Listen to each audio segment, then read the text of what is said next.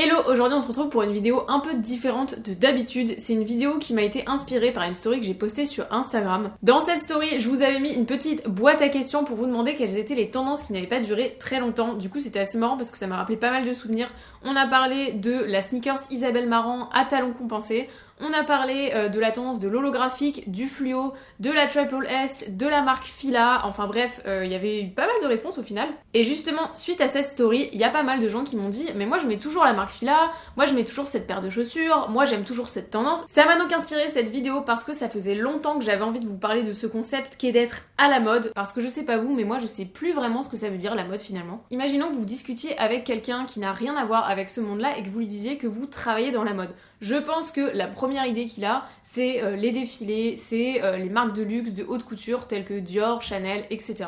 Alors qu'au final, c'est une toute petite partie de la mode, donc au final, la mode, ça veut dire quoi ? Déjà, c'est pas étonnant qu'on soit un peu perdu avec ce terme de mode, parce que quand j'ai regardé dans le dictionnaire pour trouver une définition exacte, je suis tombée sur facilement une dizaine de définitions. Après, ce qui ressort pas mal de cette définition, c'est le terme de collectif, donc qui va s'apparenter à suivre une mode, par exemple. Et moi, j'ai trouvé une définition qui me correspond un petit peu mieux, qui va plutôt s'apparenter à un mode de, donc c'est-à-dire qui va plutôt être synonyme de manière, de façon de faire. Et je la trouve plus intéressante parce que c'est justement celle qui va s'éloigner un peu de la notion de collectif, de suivre un groupe. À titre personnel, j'avais aussi envie de vous en parler parce que je me rends compte que plus ça va, plus je me détache de cette envie d'être à la mode. Évidemment que je vais suivre certaines tendances, évidemment que je vais être aussi influencée par ce que j'ai autour de moi de manière générale, que ce soit Instagram, les gens que je croise dans la rue, c'est un peu normal. Et surtout, pendant très longtemps, j'ai suivi des tendances, donc forcément ça a forgé aussi mes goûts personnels que j'ai aujourd'hui. Et quand on parle de la mode, je trouve qu'il y a quelque chose qui est essentiel, c'est vraiment de différencier les tendances, le style et la mode. Je m'explique, j'ai fait exprès un peu de les classer dans cet ordre-là parce que pour moi, les tendances c'est quelque chose qui va être extrêmement éphémère, qui va être tendance à un moment précis et qui va pas durer plus de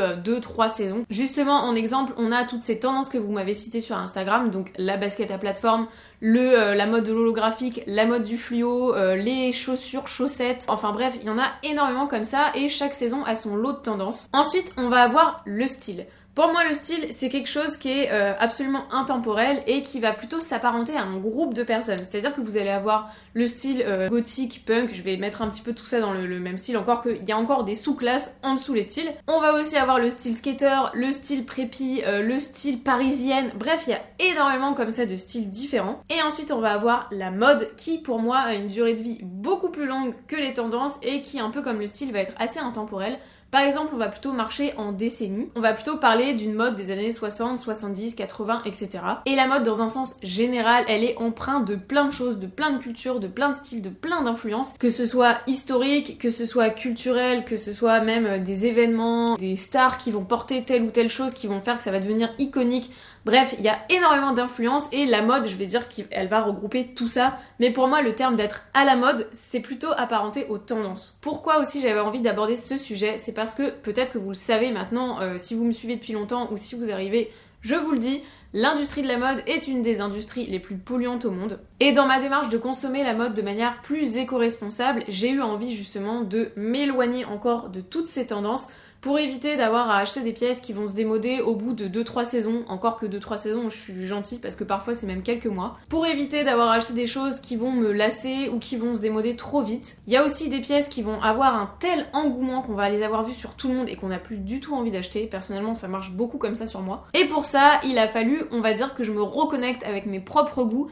Qu'est-ce que j'aime vraiment quand je regarde une pièce, pourquoi je l'achète ? Et du coup, consommer la mode de manière éco-responsable, c'est justement de se détacher de tout ce qui est à la mode. Pourquoi ? Et bah premièrement, comme je vous le disais tout à l'heure, c'est aussi éviter d'acheter des pièces qui vont se démoder trop vite, dont on va se lasser, dont on va plus vouloir dans quelques années, voire quelques mois. En plus de ça, écologiquement parlant, c'est assez désastreux parce que quand il va y avoir une hit pièce comme ça qui va émerger, je prends l'exemple du pull sans manches qu'on a énormément vu et notamment, je vous mettrai une illustration, ce pull un peu pied de poule noir et blanc qu'on a vu chez toutes les marques. Toutes les enseignes vont se mettre à produire en masse. elles vont se mettre à produire rapidement, donc souvent avec des matériaux de piètre qualité, avec des main d'œuvre pas chères et souvent exploitées, et elles vont se retrouver avec une pièce qu'on va avoir vue chez tout le monde va se lasser, elles vont se retrouver avec les stocks sur les bras, et du coup toutes ces pièces là sont produites pour rien et en plus vont être gâchées, voire se retrouver dans des décharges à ciel ouvert. Super. Deuxième raison qui va faire que c'est plus éco-responsable de se détacher de ce qui est à la mode, c'est le fait qu'en puisant notre inspiration dans plein d'influences différentes, ça va faire revivre pas mal de vêtements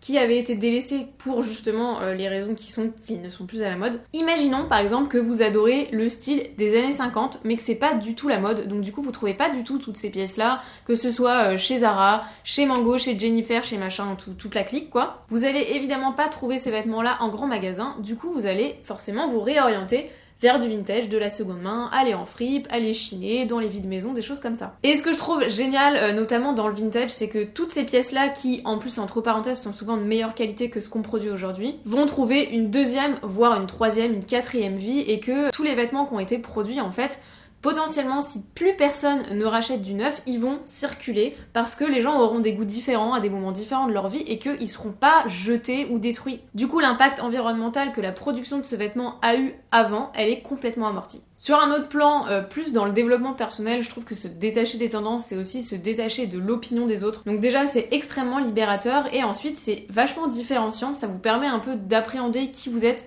pourquoi vous mettez quelque chose selon vos besoins, vos envies, vos goûts. Perso, j'ai plus du tout envie de suivre les tendances et de ressembler à tout le monde, de suivre la masse, d'avoir la même pièce que toutes mes copines. Évidemment, encore une fois, que ça m'arrive de suivre des tendances. Après, je sais que c'est vraiment des toutes petites tendances qui sont réservées plutôt au milieu du vintage et donc forcément, je vais trouver mon bonheur en seconde main et en vintage. Et justement, quand vous allez être dans cette recherche de singularité, d'être vous-même, d'être différent des autres, bah vous allez vous réorienter aussi vers des choses uniques que tout le monde ne pourra pas retrouver. Forcément, si vous achetez une pièce bien particulière dans un vide-maison, que vous achetez une petite grand-mère, c'est quand même extrêmement improbable que votre copine, elle trouve la même chose. Du coup, même si à la base, c'est pas forcément fait exprès, cette envie de se différencier des autres, elle va conduire à de l'éco-responsabilité.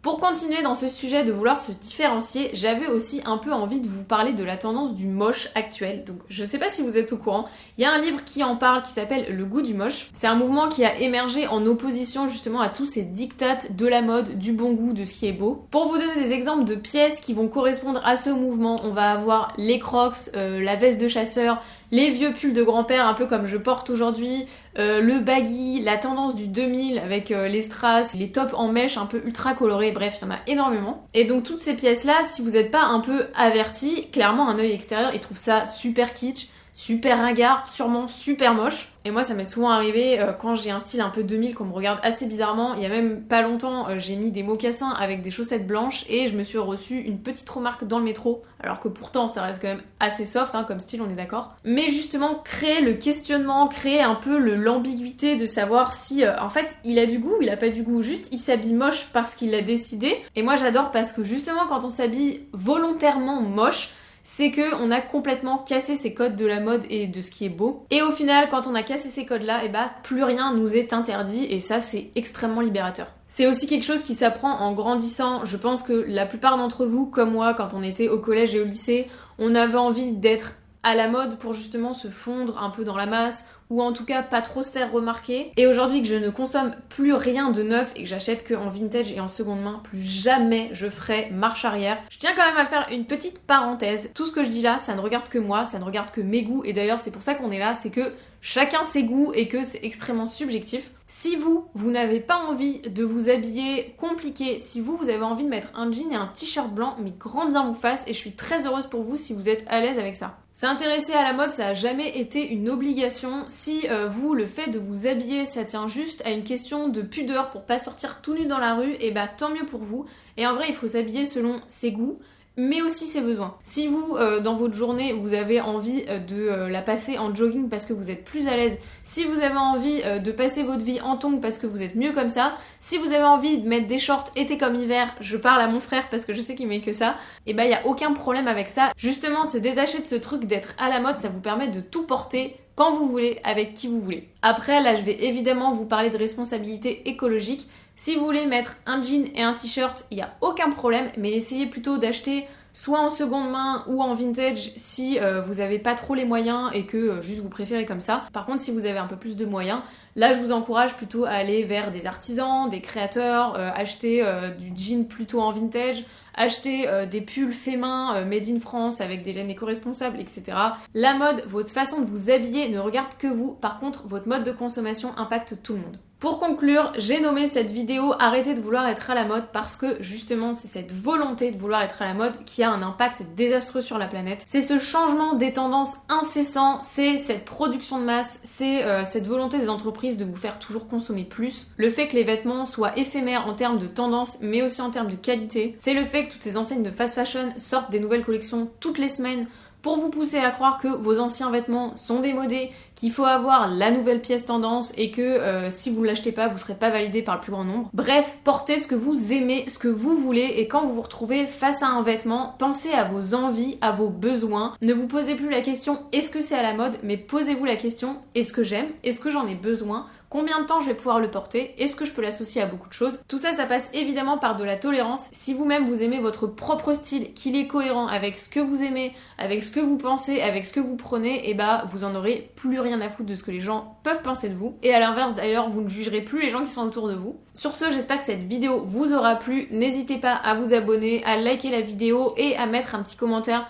pour vous me donner un peu votre définition de la mode. Pour vous, qu'est-ce que c'est, qu'est-ce que vous aimez, quelles pièces même vous avez un peu de différent que certaines personnes ne comprennent pas. Et puis je vous dis à la semaine prochaine et je vous fais des gros bisous.